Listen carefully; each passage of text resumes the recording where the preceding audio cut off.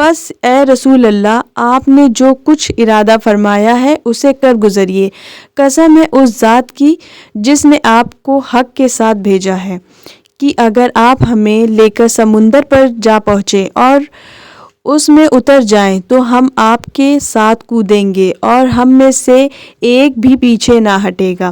ہم جنگ میں ثابت قدم رہیں گے، مقابلے میں سچی جانثاری دکھائیں گے، اور اللہ آپ کو ہم سے وہ کچھ دکھوا دے جسے دیکھ کر آپ کی آنکھیں ٹھنڈی ہو جائیں۔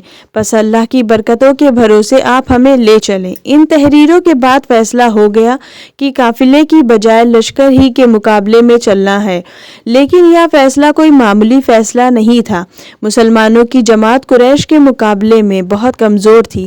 لڑائی کے قابل لوگوں کی تعداد 300 سے کچھ ہی زیادہ تھی، جن میں سے 2-3 کے پاس گھوڑے تھے اور اونٹ بھی 70 سے زیادہ نہ تھے۔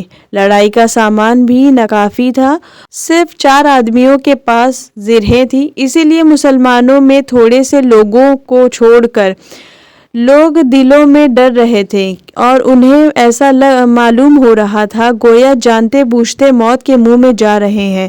سورہ انفال کی یہ آیت اسی نقشے کو پیش کرتی ہے جس کا ترجمہ ہے، جس طرح اے نبی تیرا رب تجھے حق کے ساتھ تیرے گھر سے نکال لایا اور مومنوں میں سے ایک گروہ کو یہ سخت ناگوار تھا، وہ اس حق کے معاملے میں تجھ سے جھگڑ رہے تھے، حالانکہ وہ صاف صاف ظاہر ہو چکا تھا۔ ان کا حال یہ تھا کہ گویا وہ آنکھوں سے دیکھتے موت کی طرف ہانکے جا رہے ہیں۔ یاد کرو وہ موقع جب اللہ تم سے وعدہ کر رہا تھا کہ دونوں گروہوں میں سے ایک تمہیں مل جائے گا۔ تم چاہتے تھے کہ کمزور گروہ تمہیں ملے، مگر اللہ کا ارادہ یہ تھا کہ اپنے ارشادات سے حق کو حق کر دکھائے اور کافروں کو جڑ سے کاٹ دے تاکہ حق حق ہو کر رہے اور باطل باطل ہو جائے، چاہے یہ بات مجرموں کو کتنی ہی ناگوار کیوں نہ ہو۔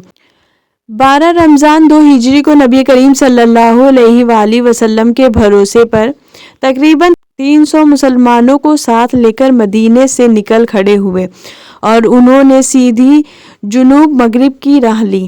ادھر قریش کا لشکر آ رہا تھا۔ 16 رمضان کو بدر کے قریب پہنچے۔ بدر ایک گاؤں کا نام ہے جو مدینہ منورہ سے جنوب مغرب کی طرف تقریباً 80 میل کے فاصلے پر ہے۔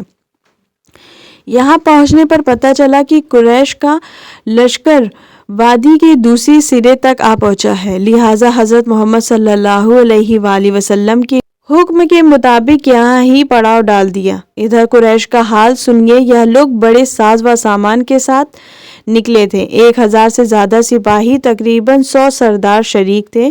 سپاہیوں کے لیے راشن غلے کا بہت اچھا انتظام تھا۔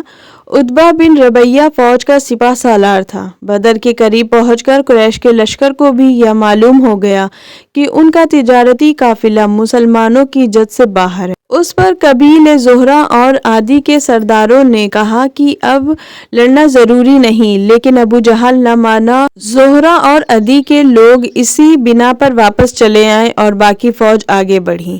لڑائی کے میدان میں جس حصے پر قریش قابض تھے وہ موقع کے لحاظ سے بہتر تھا۔ زمین پختہ تھی، لیکن جس پر مسلمانوں نے پڑاؤ ڈالا وہ ریتیلی تھی اور سپاہیوں کے پاؤں دھنستے تھے۔ رات کو سب سپاہیوں نے آرام کیا، لیکن نبی کریم صلی اللہ علیہ وآلہ وسلم نے تمام رات دعا میں مصروف رہے اور 17 رمضان کو نماز فجر کے بعد آپ نے جہاں پر